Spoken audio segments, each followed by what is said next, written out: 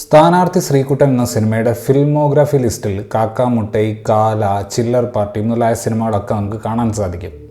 ഈ സിനിമയുടെ സെൻട്രൽ ഇവൻറ്റും ആ ഇവൻറ്റിലേക്ക് നയിക്കുന്ന കാര്യങ്ങളും നോക്കിയാൽ സിനിമ പറയാൻ ഉദ്ദേശിക്കുന്ന രാഷ്ട്രീയം വളരെ വ്യക്തമാണ്.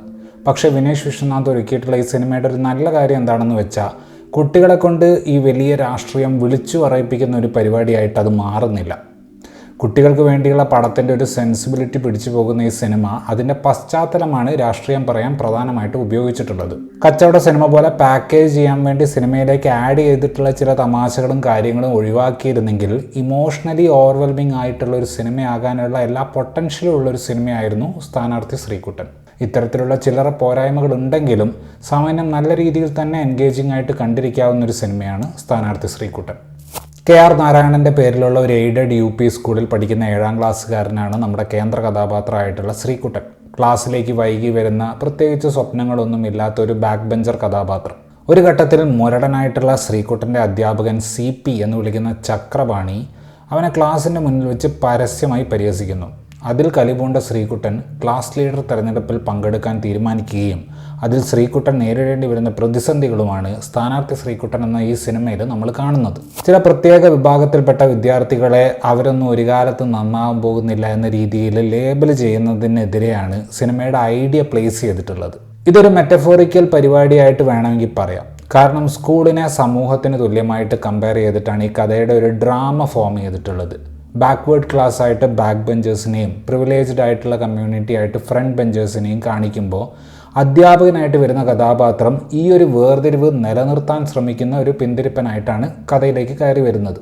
ഫ്രണ്ട് ബെഞ്ചിലുള്ളവരെ മോശക്കാരായി ചിത്രീകരിക്കാതെ ഇക്വാലിറ്റിയുടെ ഒരു ആശയം, ഈ ഫ്രണ്ട് ബെഞ്ചർ ബാക്ക് ബെഞ്ചർ എന്ന വേർതിരിവ് ഇല്ലാതെ എങ്ങനെ ഒരു സമൂഹത്തിനെ കെട്ടിപ്പടുക്കാം, ഇതിനെപ്പറ്റിയൊക്കെയാണ് അൾട്ടിമേറ്റ്ലി സിനിമ സംസാരിക്കുന്നത്. ഞാനിപ്പോൾ പറഞ്ഞത് മെയിൻ സ്റ്റോറിയുടെ താഴെ വരുന്ന ഒരു പ്രധാനപ്പെട്ട ലെയറാണ്. ഈ ഒരു ഐഡിയ വളരെ ഇംപ്രസീവ് ആണെങ്കിലും വിനേഷ് വിശ്വനാഥിനും അദ്ദേഹത്തിൻ്റെ എഴുത്തുകാർക്കും സിനിമ ചെലവാകാൻ വേണ്ടി ചില്ലറ വിട്ടുവീഴ്ചകൾ നടത്തേണ്ടി വരുന്നുണ്ട്. ജോണി ആൻ്റണി അവതരിപ്പിക്കുന്ന ടീച്ചർ കഥാപാത്രത്തിൻ്റെ തമാശകൾ, ഈ സിനിമയുടെ കോ റൈറ്റർ കൂടിയായിട്ടുള്ള ആനന്ദ് മന്മഥനുള്ള ഒരു റൊമാൻറ്റിക് ട്രാക്ക്, സൈജു കുറുപ്പ് വരുന്ന ഭാഗം, ഇതെല്ലാം ഒരു തരത്തിൽ വിട്ടുവീഴ്ച ചെയ്തിട്ടുള്ള ഭാഗങ്ങളാണ്. ഈ ഭാഗങ്ങളൊന്നും സിനിമയ്ക്ക് ആവശ്യമേ ഇല്ല എന്നല്ല ഞാൻ പറയുന്നത്. പക്ഷേ ആ ഭാഗങ്ങൾ ട്രീറ്റ് ചെയ്തിട്ടുള്ളൊരു രീതി കാണുമ്പോൾ തിയേറ്ററുകളിൽ ആളുകളെ കയറ്റാനുള്ള പൊടിക്കൈകളൊക്കെ ഉപയോഗിച്ചിട്ടുള്ളൊരു സ്ഥലമാണെന്ന് തോന്നും. ഇത്തരത്തിലുള്ള സീനുകൾ ഇടയ്ക്കിടയ്ക്ക് വന്നതുകൊണ്ട് സിനിമയുടെ ഗ്രാഫ് ഇങ്ങനെ പൊങ്ങിയും താണും പോകുന്നുണ്ട്. ഭാഗ്യവശാൽ സിനിമ അവസാനിക്കുന്നത് തുല്യതയെക്കുറിച്ചുള്ള ഒരു നല്ല വിഷ്വലിലായതുകൊണ്ട് ഇത്തരത്തിലുള്ള കോംപ്രമൈസുകൾ ഒരു പരിധിവരെ നമുക്ക് കണ്ടില്ലെന്ന് നടിക്കാൻ സാധിക്കും. അനൂപ് വി ശൈലജയുടെ സിനിമാറ്റോഗ്രാഫി സിനിമയെ ഒരു റിലേറ്റബിൾ സ്പേസിൽ നിലനിർത്താൻ ശ്രമിക്കുന്നുണ്ട്.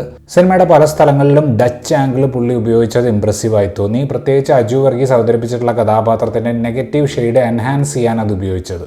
ഏറ്റവും അവസാനം വരുന്ന പാട്ടിൻ്റെ പ്ലേസ്മെൻറ്റ് വളരെ ഇംപ്രസീവ് ആയിരുന്നു. അതിലെ എഡിറ്റിംഗ് ക്ലൈമാക്സ് റിവീൽ ചെയ്യുന്നത് ഭംഗിയുള്ളതും സർപ്രൈസ് ഉള്ളതും ആക്കി മാറ്റി. പ്രകടനങ്ങളിലേക്ക് വരുമ്പോൾ ശ്രീരംഗ് ഷൈനാണ് ശ്രീകുട്ടൻ എന്ന കേന്ദ്ര കഥാപാത്രത്തെ അവതരിപ്പിച്ചിട്ടുള്ളത്. 7ാം ക്ലാസ്സുകാരനിൽ നമ്മൾ പ്രതീക്ഷിക്കുന്ന നിഷ്കളങ്കതയും വാശിയും എല്ലാം ശ്രീരംഗിൻ്റെ പ്രകടനത്തിലുണ്ടായിരുന്നു. സിനിമ കണ്ടപ്പോൾ തോന്നിയത് എല്ലാ കുട്ടി കഥാപാത്രങ്ങളോടും വിനേഷ് കുറച്ച് ഓവർ ദ ടോപ്പ് ആയിട്ടുള്ള പ്രകടനം ആവശ്യപ്പെട്ടതുപോലെയാണ്. ഏതാണ്ട് എല്ലാ കുട്ടികളുടെയും പ്രകടനത്തിൽ ഈ ഒരു എക്സ്ട്രാ ഡ്രാമ നമുക്ക് കാണാൻ സാധിക്കും. എനിക്ക് സിനിമയിൽ ഏറ്റവും അധികം ഇഷ്ടപ്പെട്ടത് അജു വർഗീസിൻ്റെ പ്രകടനമായിരുന്നു.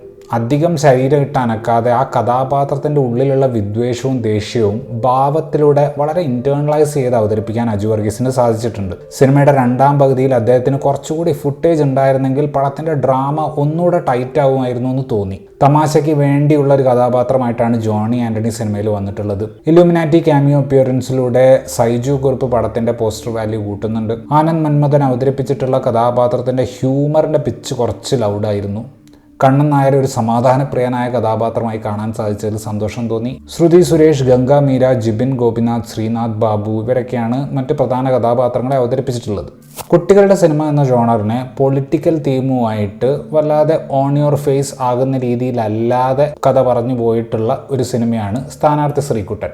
പടത്തിനെ ഒരു തമാശപ്പടം ആക്കാൻ വേണ്ടി എഴുതി ചേർത്തിട്ടുള്ള ഭാഗങ്ങൾ അതിനെ സ്വല്പം വലിച്ചു നീട്ടുകയും പ്രഡിക്റ്റബിൾ ആക്കുകയും ഒക്കെ ചെയ്യുന്നുണ്ടെങ്കിലും ആകെ മൊത്തത്തിലുള്ള റിസൾട്ട് നോക്കുമ്പോൾ കൊള്ളാവുന്ന ചില മൊമെൻറ്റുകൾ അവിടെ ഇവിടെയൊക്കെയുള്ള ഒരു നല്ല ട്രൈ ആണ് സ്ഥാനാർത്ഥി ശ്രീകുട്ടൻ.